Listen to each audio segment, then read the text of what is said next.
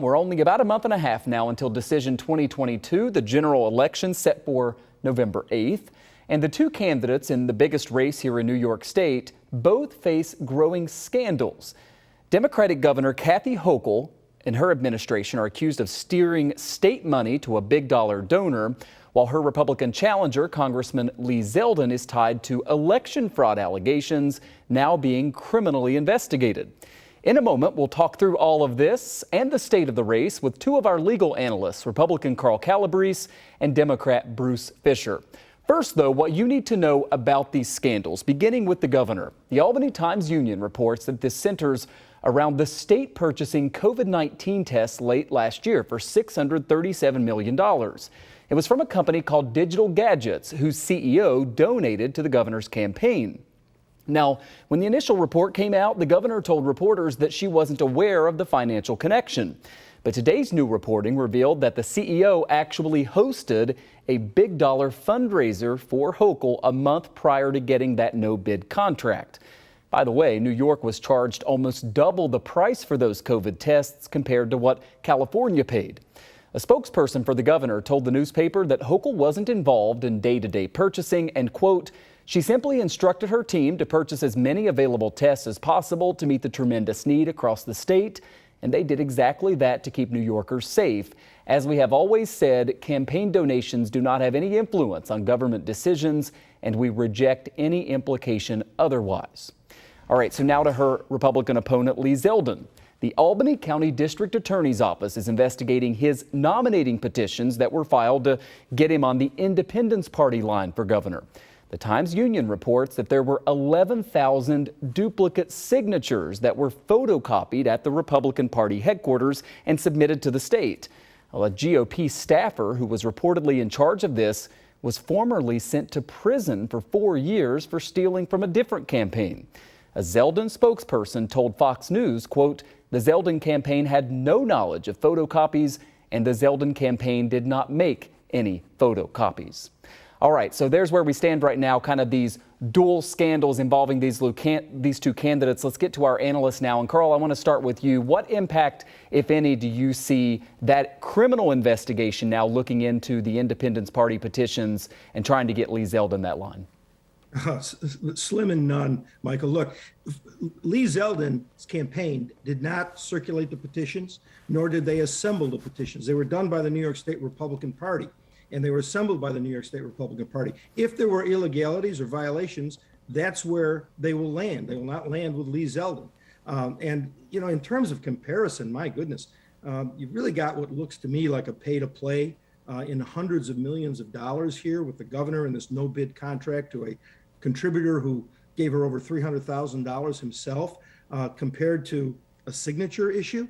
I don't think they compare. And I think it's kind of ironic, isn't it, that all of a sudden the Democrats look like they're tough on law and order when it comes to potential election signature violations. And yet every day we see Democrat district attorneys letting violent criminals walk. We see violent criminals being let out because of a Democrat no bail law. Just yesterday, we saw a man go on a rampage with an axe in a McDonald's. He was out in less than 24 hours. So to hear the Democrats now suddenly talking about we're going to get tough on election law or petition signature violations while all this other nonsense is going on, it's a loser issue for the Democrats on the left, in my opinion. We're going to talk about that crime issue in just a moment. Bruce, I can see you raring to go here to respond, but you know, this is the governor's administration which purchased these test kits, but which again were double the price of what California paid.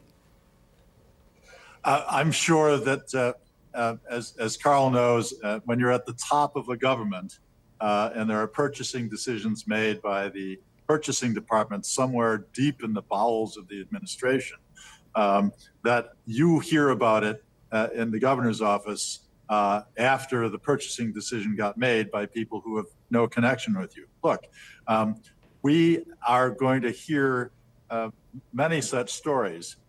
Some of them are going to have a connection, a credible connection to these candidates, and some of them are just being sort of pushed by aggressive news people, as well they should.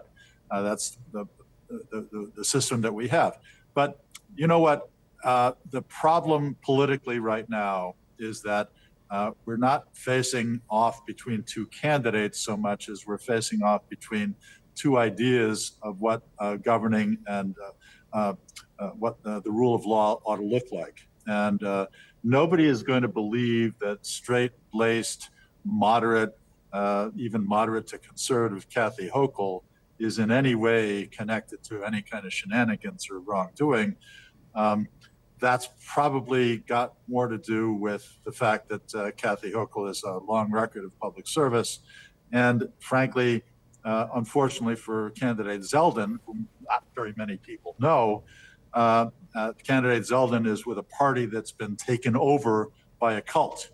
So right now, in a lopsidedly Democratic state where Joe Biden won 60 to Donald Trump's 38, we're looking at a similar result happening. And I think these issues about somebody doing petitions and somebody doing campaign contributions, they are part of the day-to-day, rattle.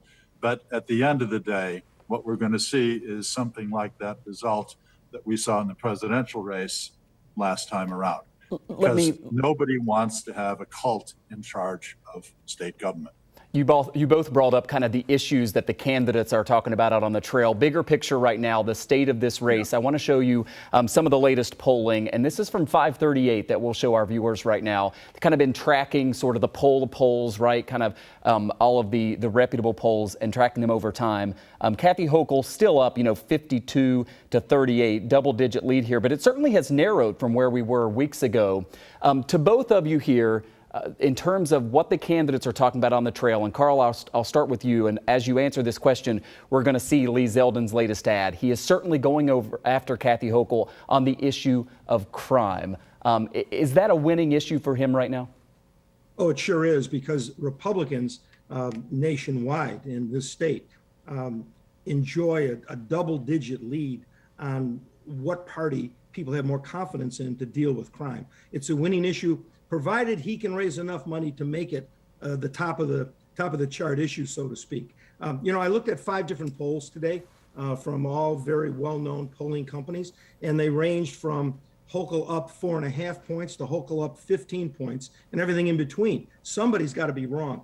Interesting, Mike, that the professional organization that represents polling companies last year did a survey, a study of polling in 2020. And they concluded that polling in 2020, political polling, was the most inaccurate in 40 years, generally giving Democrats 5 to 6 points more than they should have, primarily because Democrats were oversampled.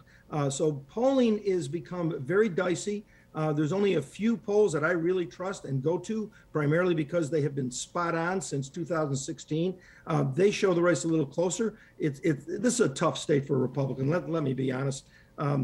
Everything would have to go right, a perfect political storm for Lee Zeldin to win, and he needs at least 33% of the New York City vote to pull out a victory. Right now, he's got about 22. So as we now get into serious season in terms of people paying attention, when I'm looking at the polls that I trust, those are the numbers I'm going to be looking at. What are the top issues?